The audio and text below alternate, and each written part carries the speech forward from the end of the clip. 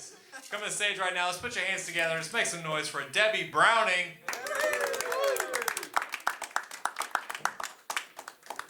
Hey everybody, I hope you are doing well and got here safe. Obviously you did, you're here. So, I don't know about you guys, but this is my second time here. So the first time I was here, I held the mic too low. You couldn't hear me very well. So my sister last night gave me some advice, and she's like, hold it closer to your mouth like you're giving a blowjob. And that really, really struck me strange because she's gay. And I really want to talk to her about that and find out exactly how she figures that one out. So I don't have a notebook, so next time I'll bring one. Because I have to go off memory, which is not saying a lot because I don't have a lot of that left. I was going to talk about my kids. I talked about them the first time, and they were a lot of fun. I call it their birthright. I gave birth to them, so it's my right to make fun of them.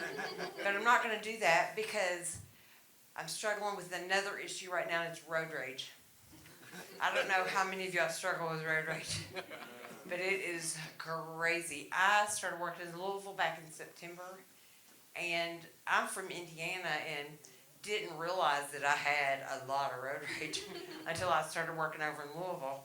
So earlier today, right as it got dark, somebody pulled out in front of me going about half of the speed limit and did that the entire time I was behind them. And I don't know, but speed limits are suggestions only, right? You don't have to go particularly. You can go slower, which is horrible, or you can go faster like I do. I've only had one speeding ticket though, and that was many years ago. I was doing 85 and a 55, and the trooper's like, "Where were you going in such a hurry?" And I'm like, "I'm tired. I was going home.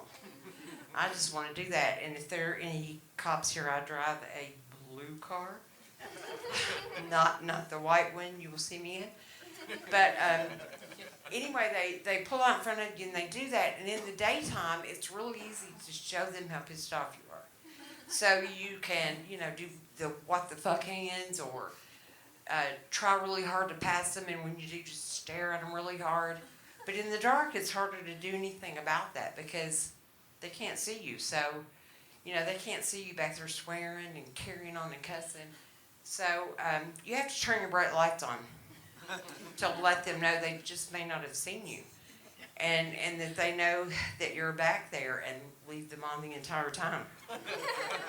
So that generally gets the message through. But the most fun I have with the traffic stuff, and this is just my personal thing, I have a notebook in my car that I jot stuff down. If you're a professional comedian, it's called a joke journal. And I will be sitting at a red light, because when I'm driving is when I think of stuff. And, it'll just come to me at the spur of the moment. So I'll be sitting at a stoplight, and I'll be writing things down. And I'll look across, and the person sitting in the lane next to me is looking at me like, what in the world? Because when you're texting, it's obvious because your hands are going crazy. But they don't get it when you're writing things down. So I will start looking at them, and then looking at their car and making them really paranoid. That's fun, because then they're wondering why you're writing all that stuff down about to call the law on them. So they get away from you as fast as possible.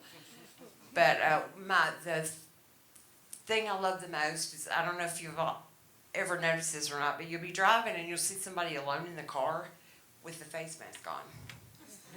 Like, who are they trying to protect or be protected from? And I figured out that those folks are why they have Pop-Tart instructions on Pop-Tarts. Because you have to do that kind of stuff. But anyway, I'm not a bad driver. I do what I'm supposed to do. The things that bother me shouldn't bother other people, when I do things to piss them off, because I'm sure I do on a regular basis. You guys have a great night, and be safe, and keep in touch with yourself.